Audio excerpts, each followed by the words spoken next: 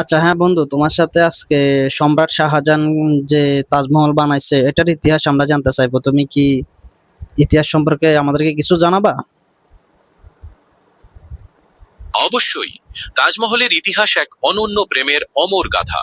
মুঘল সম্রাট শাহজাহান তার প্রিয়তমা স্ত্রী মমতাজ মহলের স্মৃতির প্রতি শ্রদ্ধা জানিয়ে এই অপূর্ব সৌধটি নির্মাণ করেছিলেন। ১৬৩২ সালে এটির নির্মাণ কাজ শুরু হয় এবং হাজার হাজার শ্রমিক ও কারিগর বহু বছরের পরিশ্রমে এই শিল্পকর্মটিকে বাস্তবে রূপ দেন। প্রতিটি পাথরের কাজ, জটিল ক্যালিওগ্রাফি আর শুভ্র মার্বেলের সৌন্দর্য যেন মমতাজ মহলের পবিত্র ভালোবাসাকে আজও অম্লান করে রেখেছে। আপনি কি আচ্ছা এই নির্মাণের কোনো বিশেষ কৌশল বা এতে ব্যবহৃত উপাদান সম্পর্কে আরো কিছু জানতে চান? আচ্ছা, যেমন এই যে তাজমহলে এখন কারা বসবাস করে বা এখানে কি আছে বর্তমানে? বর্তমানে তাজমহলে কেউ বসবাস করে না। এটি একটি সংরক্ষিত স্মৃতিসৌধ এবং ইউনেস্কো ওয়ার্ল্ড হেরিটেজ সাইট। বর্তমানে এটি ভারতের প্রত্নতাত্ত্বিক সর্বেক্ষণ বা এসআই এর তত্ত্বাবধানে পরিচালিত হয় এবং এর ভেতরে শুধুমাত্র মমতাজ মহল এবং সম্রাট শাহজাহানের সমাধি রয়েছে। সারা বিশ্ব থেকে পর্যটকেরা এর সৌন্দর্য উপভোগ করতে আসেন। আচ্ছা, এটার সৌন্দর্যটা আসলে ভিতরে কিরকম হবে, মানে কিরকম? আমরা তো কখনো যাই নাই, আমাদেরকে একটু বলে ধারণা দাও। ताजमहल के भीतर प्रवेश करते ही एक আচ্ছা, अजीब सा বাংলাতে কথা सन्नाटा। বলো, বাংলাতে কথা বলো, হিন্দিতে বলার দরকার নেই। দুঃখিত, আমি বাংলায় কথা বলছি। তাজমহলের ভেতরে প্রবেশ করলেই একটি শান্ত এবং ভাবগম্ভীর পরিবেশ চোখে পড়ে। মধ্যবর্তী প্রকোষ্ঠটিতে মমতাজ মহল এবং সম্রাট শাহজাহানের আসল সমাধি দুটি রয়েছে, যা একটি অপরূপ সুন্দর মার্বেলের জালি দিয়ে ঘেরা। সমাধিগুলোর উপর মূল্যবান পাথর দিয়ে শৈল্পিক নকশা করা হয়েছে। এর শান্ত পরিবেশ এবং প্রতিধ্বনির কারণে জায়গাটি এক আলাদা আধ্যাত্মিক অনুভূতি দেয়। আপনি কি এই সমাধিগুলোর নকশা সম্পর্কে আরো কিছু জানতে চান? আচ্ছা, এটা এটা এই কাজটা মূলত শুরু করছে কত সালে? তাজমহলের নির্মাণ কাজ মূলত ১৬৩২ সালে শুরু হয়েছিল, আর এটি সম্পূর্ণ হতে প্রায় ২২ বছর সময় লেগেছিল। ১৬৩২ সালে? হ্যাঁ, ঠিক বলেছেন। ১৬৩২ সালে শুরু হয়ে এই মহাযজ্ঞের কাজ প্রায় ১৬৫৩ সাল পর্যন্ত চলেছিল।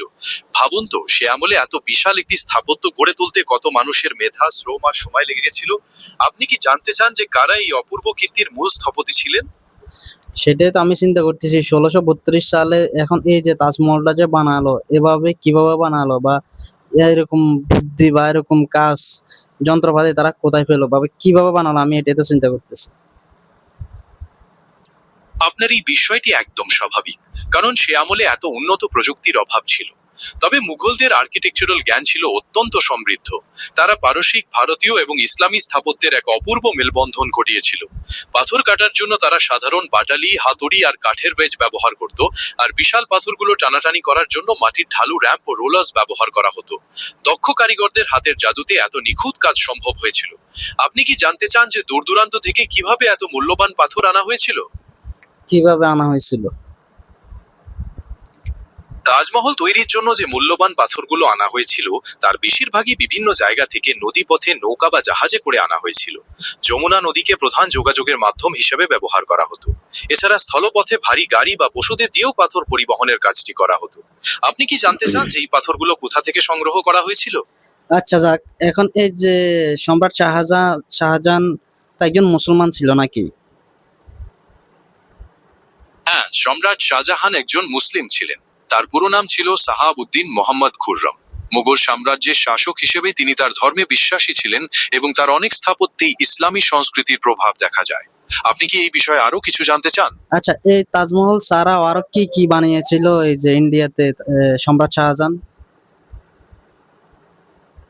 তাজমহল ছাড়াও সম্রাট শাহজাহান ভারতের আরো অনেক চমৎকার স্থাপত্য তৈরি করেছিলেন। তার মধ্যে উল্লেখযোগ্য হলো দিল্লি লাল কেল্লা এবং ঐতিহাসিক জামা মসজিদ। এছাড়া আগ্রা দুর্গের ভেতরেও তিনি কিছু সুন্দর ইমারত নির্মাণ করেছিলেন, যেমন মতি মসজিদ এবং দেওয়ানি খাস। আপনি কি এই স্থাপনাগুলো সম্পর্কে আরো কিছু জানতে চান? আহ তো তোমাকে ধন্যবাদ।